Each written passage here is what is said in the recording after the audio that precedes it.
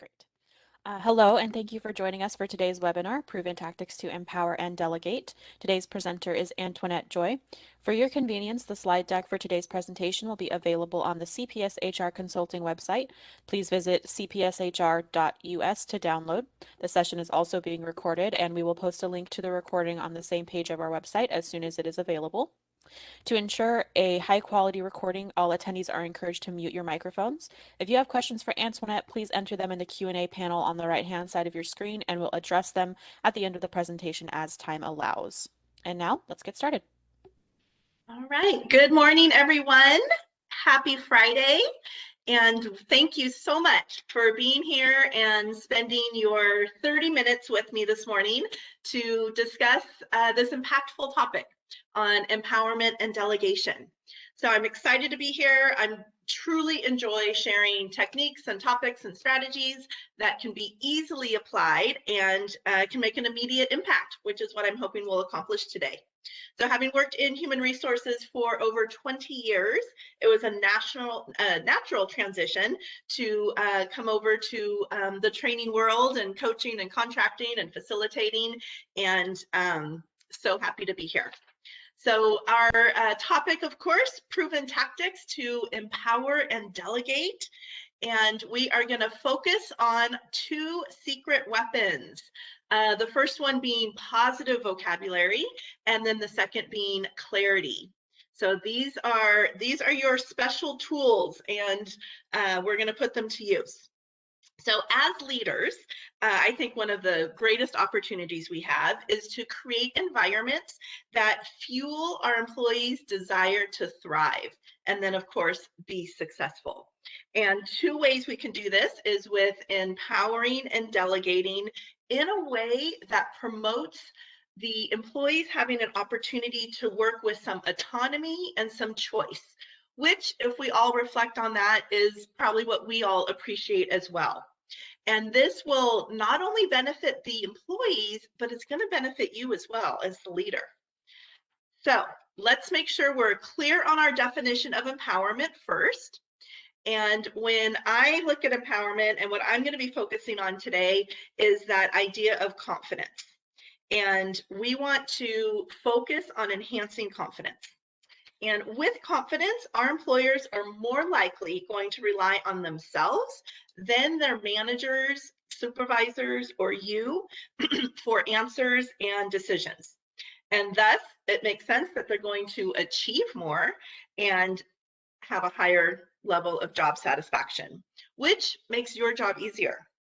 And we hear from leaders a lot that one of the top skill sets that is lacking, or that they're noticing is lacking in their workplaces, is a lack of critical thinking.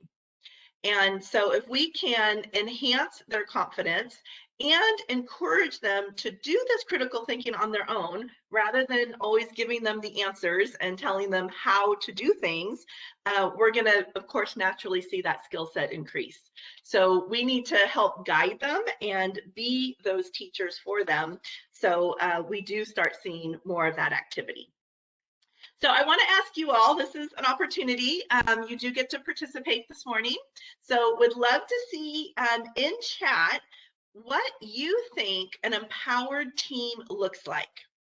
So how do you know that your teams are empowered?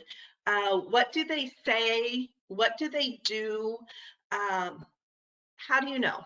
How do you know when you're empowered? What does it look like when you're empowered? So would love to see what you all think. And you know, before we can accomplish something and we know what we're trying to obtain, we have to know what it looks like so we know when we get there. So I see confidence. They are proactive, bring ideas, engage in the decision making. Absolutely. They're excited to achieve results. High functioning, productive, harmonious. Awesome. Of course, I'm not going to read all of these. I highly encourage you all to check these out. Oh, I just saw another good one. They don't complain. They take accountability. There you go. So that's our why, because that's what we want to enjoy. That's what we want to experience. I also think that empowered teams and individuals will go the extra mile. They're going to take that ownership. And so there is many ways, but one way that we can do this is simply by using our words. And sometimes just tweaking our words just a little bit. So what I'm talking about is using positive vocabulary. And my recommendation is going to be to put this into practice if you haven't already, and do this every single day. And when you're saying these positive words, not only are you sharing them with your teams, but you also get to hear them yourself. And I will say it can be beneficial for us as well. So our words matter, our employees' words matter, and these words that are being said and heard is what is defining the realities for our teams, the reality of our environment. So our vocabulary is a commonly overlooked tool that we can use to create a positive reality for our folks. And this intentional effort is going to make a big difference. And it's also going to allow us to act in that role model, act as a role model, which is also what we're doing because we know we're being watched all the time. And hopefully this is a culture and a habit that others will pick up on and use as well. So we can change the world, right, with positive vocabulary. Okay, so we have two choices. We have two sets of vocabulary that is available to us. We've got deficit vocabulary, which is going to be negative, and then we have appreciative vocabulary, which of course is going to be positive. And they both have power. Both options have power, and it's what we choose that will be the difference between frustration or success with our employees. So we're going to take a look at each one of these and come up with new appreciative vocabulary for these three examples. So the first example I have is the word fix. And if we were to put that into a sentence, it might read something like, management is making us fix our current marketing strategy. So I think that sends the message, it's broken, there's something wrong, it's bad. All of that feels really kind of heavy, but we can rephrase that with appreciative vocabulary, and it might look something like, let's build upon our current marketing strategy to address management concerns. This feels like we have an opportunity to be creative and innovative. We're being challenged. We're being given a challenge that most people want to conquer. Most people, when you say, hey, can you do this? We get excited about that challenge. And it sounds fun to me, build upon. That sounds a lot more fun than having to fix something. So that little tweak can really potentially make a difference with how your employees are perceiving the work that they do. So the next one we have is have to. And you can reflect on yourself when you hear the word have to. Usually when we hear have to, we immediately get a sense that we don't have control. So something is requiring us to do something, the environment is making us do something, and we don't have a choice. And so when we don't have a sense of control, our motivation decreases, our effort decreases, and our focus is going to decrease. So none of that is what we want from ourselves or our teams. So we have to cut the budget by 15%. Yuck. Instead, if we change a simple word from have to get to, now I have choice. Now I feel like I'm part of the process. And so the sentence could look something like, we get to be resourceful and think creatively about cutting costs by 15%. I have a sense of freedom, autonomy, choice. It opens up this opportunity to be creative and improve on something, make something better. And again, I'd much rather be in that mindset than feeling like I don't have to have control and I have to do something. I will say I learned this early on without realizing I was really learning the concept here. But early on in my career, a dear boss of mine with me and my coworkers would continuously present opportunities to us. So instead of asking us to, or telling us that we had a project we needed to do or a new task, it was always framed with, I have an opportunity for you. And it became a little bit of a joke, but we got it, right? It made sense. And yes, they are opportunities. So this last one, change. I'm going to let you guys come up with some appreciative vocabulary for this one. So the word change itself, most people don't like. As soon as we hear the word change, we sometimes even have a physical reaction to it because a lot of us have had bad experiences with change. And so it can maybe trigger experiences that weren't so great. And we just went through a whole year of change. So change also sometimes sends the message of tired, right? I'm tired. I'm seeing some great words already.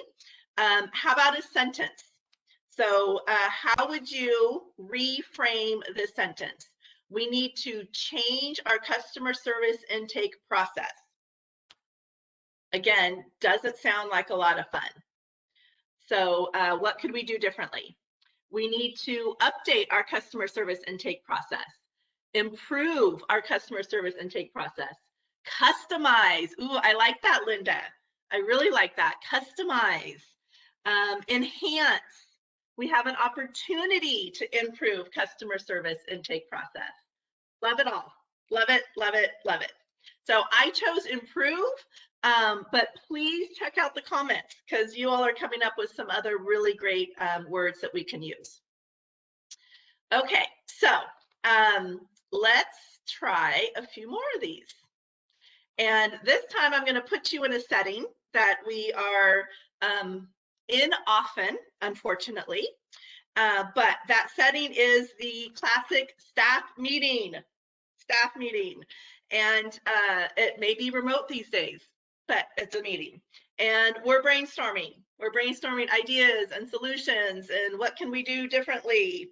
And our classic naysayer chimes in because we all have them on our team and we've all worked with them and they're everywhere.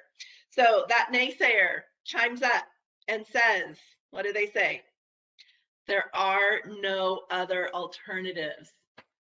We're defeated. There's nothing we can do. What can we say instead?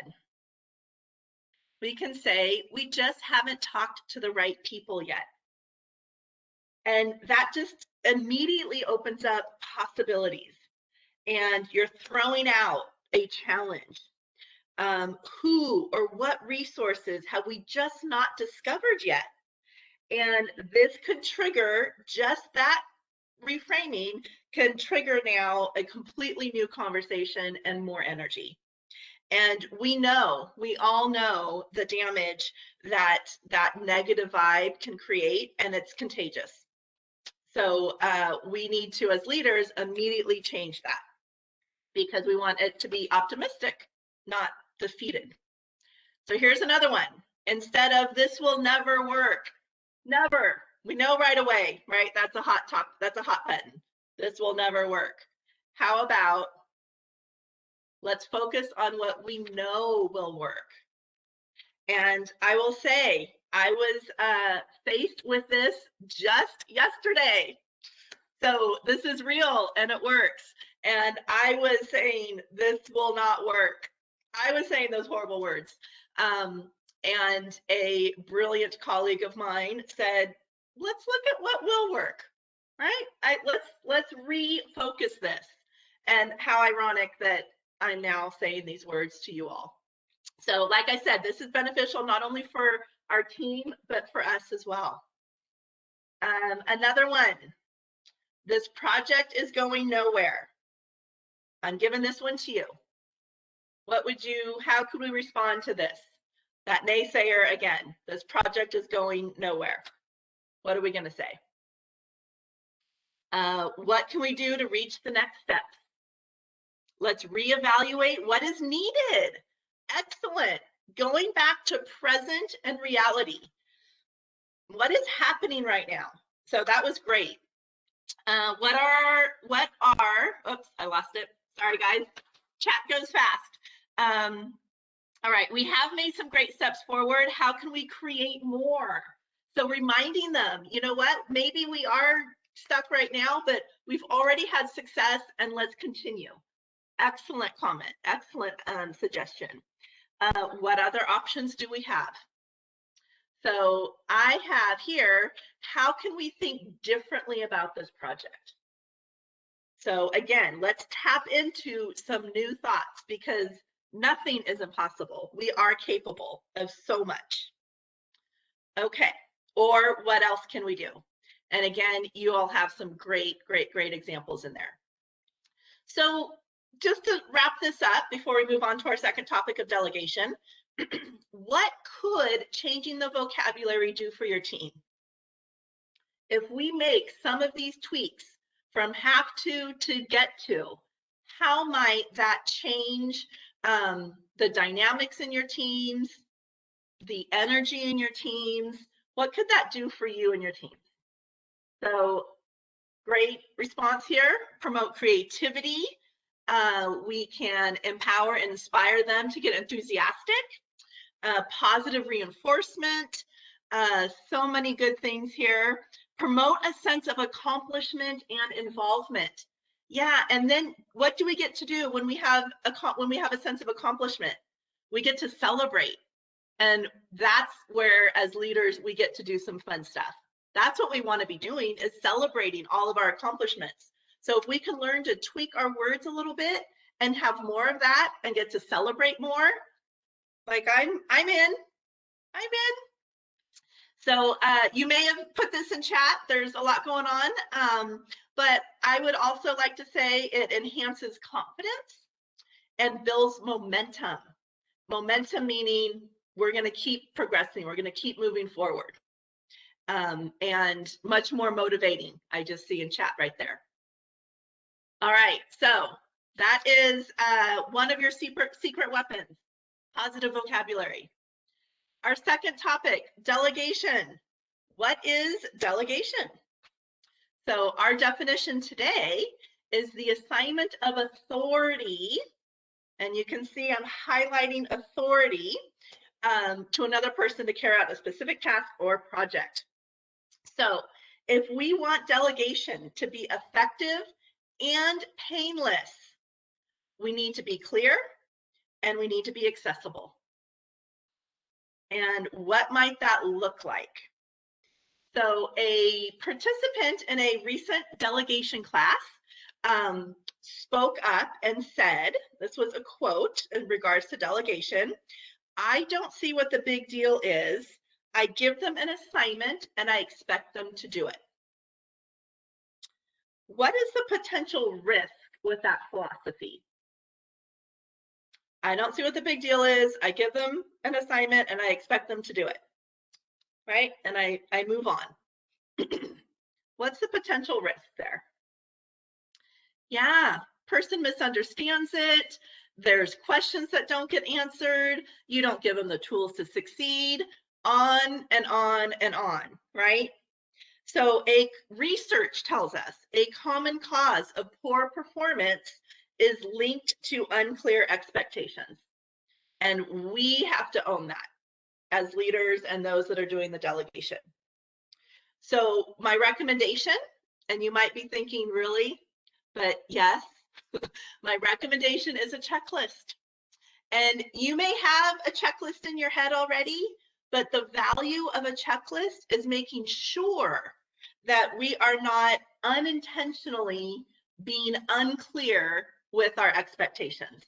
Because once we do that, we are jeopardizing success and we are triggering frustration for the employee. So our checklist should at a minimum include what the task is, of course, who's responsible.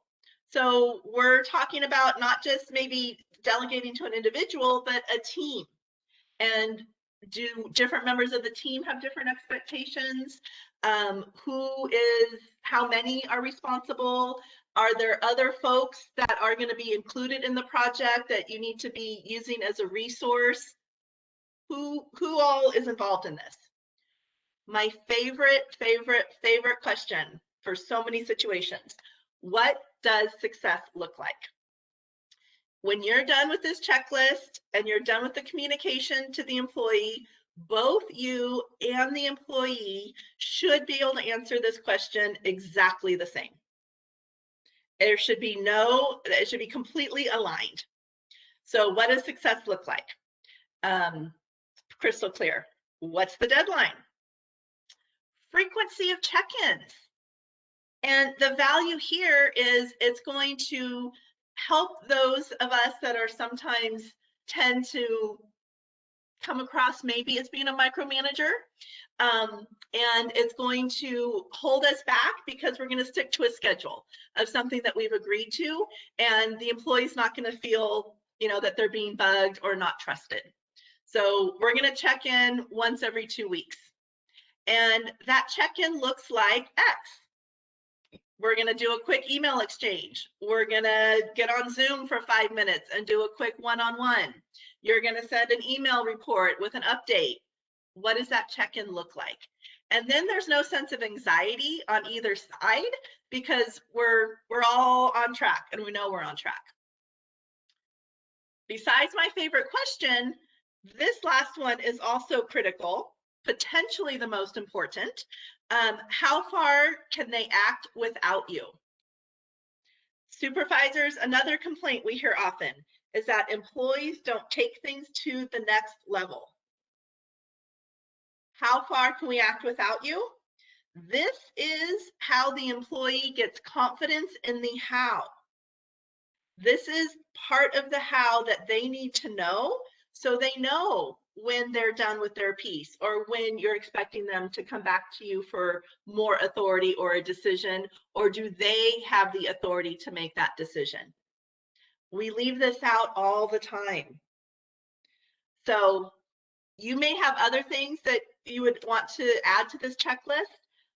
These, I think, are bare minimum, and it ensures that we aren't going to miss out on something, and that both you and the employee are very clear and have the same understanding of the expectation. So highly encourage, even if this is in your head, have it somewhere so you can just say, yep, got all those points.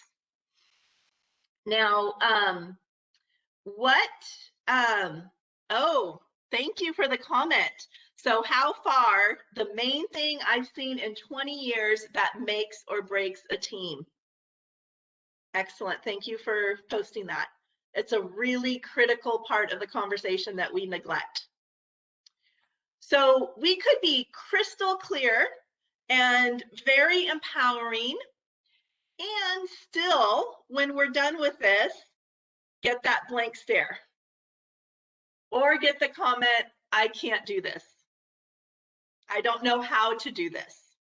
So we tap into our positive vocabulary again, right? Let's jump right in there, because we aren't going to do it for them, because we need them to create and develop those critical thinking skills and do what we're paying them to do.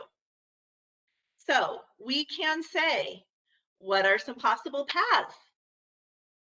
And as soon as we say that, most of you probably got some vision in your mind of possible paths. It's called positive imagery.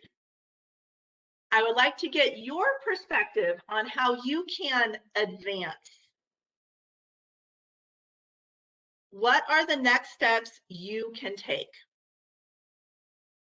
All of these comments and questions are propelling forward movement, and most likely they're going to be envisioning it. And you're sending the message, I know you can move forward. I have faith in you. And I'm not going to do it for you, because this is something you can do. So again, that we're combining here our positive vocabulary and empowerment within delegation. The second tip, which is so critical here with delegation, is be accessible. So we're going to be clear, and now we need to be accessible. Our number one job and role as a leader is to help our employees succeed. Then you've got that other job description. But number one, we're there to help our employees succeed, just like you've had leaders in your career that has helped you be successful. It's now our turn. So last tip here, empowering check-ins. I teach this all the time. It's simple and I love it. And I highly encourage you to try it if you aren't already doing this. So an empowering check-in can be quick but effective, because what we don't want to say is, how's it going? And they say, fine. Okay, now what? What do you really want to know? You want to know what's going well, you want to know what could be better, and you want to know how you can help. But the order of these questions is so critical. You aren't going to offer to help until the end of this conversation, because you don't want to send the message that you're assuming they need help, because they very well might not.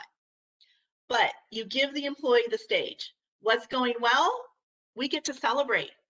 They get to enjoy and share that achievement, which, by the way, according to a Harvard Business Review article, that making progress at work is what defined a best day at work the most often. The most often. So we get to celebrate what's going well. What could be better? Let them share what their challenges are. They are going to get clarity just by saying those words to you. And you're going to get some insight into what's going on. And how can I help is at the very end. You're showing support. You're there if they need to. They want you there, but they don't have to take your help, but they just want to know you're there if necessary. Empowering check-ins. You can do this often. You're going to have it in your delegation checklist, right? How often are we going to do this and how are we going to do it? And you're using your positive vocabulary while you're doing it. If you want to learn more, if you liked what you heard, we have our full day session on March 4th. We are also going to put a link in. There'll be a CPS link that shows other classes I teach if you're interested in other topics and other classes. But I thoroughly am thankful that you all joined us today, and hope you were able to get at least one nugget away from taken from this 30 minutes. And I wish you all the best with the rest of your day and empowering your teams. So thank you so much, and hope to see you soon in a future class. Awesome. Thank you. Thank you, Antoinette, for that super helpful presentation. And thank you for everyone that joined us today. Please be sure to check our website at cpshr.us for the slide deck and the recording. We do have a minute or two left. I think I saw one question, but the chat is going super fast. I think somebody asked, what if the manager is not accessible? In response to your previous slide. Okay, if the manager is not accessible, one of the things you can do in your delegation checklist is to add in there other people that are available if the employee needs assistance. So if you aren't available, delegate somebody who can be accessible, because employees need that support. They need a go-to person if necessary, and if anything, just a sounding board and somebody to help celebrate their successes. So that would be my advice on that one. Thank you, Antoinette. All right, thank you everybody for joining us. I'm not seeing any additional questions. If there are any. There are maybe a couple in there, but I would say come to the class, right? Come see me March 4th if you want to know more. Yes. Oh, somebody's asking about the link for the slides, Angelique. Oh, that'll be on our website, cpshr.us. At the top of the screen, there's a button that says About. There's a down arrow, a drop-down menu, click Webinars, and it'll be there. And Amber says the link doesn't work. That must have been the previous link. So to find out more about classes, you can go to the CPS HR website and you can search courses. You can search titles, topics, instructors. So there's quite a bit. Yes, and the link is working on my end. You might get a warning from WebEx that you're exiting the Cisco system. So that might be what you have to enter. Just click OK, and it should bring you there. But otherwise, you can definitely check our website. You can search by Antoinette's name or by subject and all of that good stuff. So again, thank you for joining us, and we hope you have a fantastic rest of your Friday and an awesome weekend. Okay, great. Thank you so much again, everybody. Have a great day.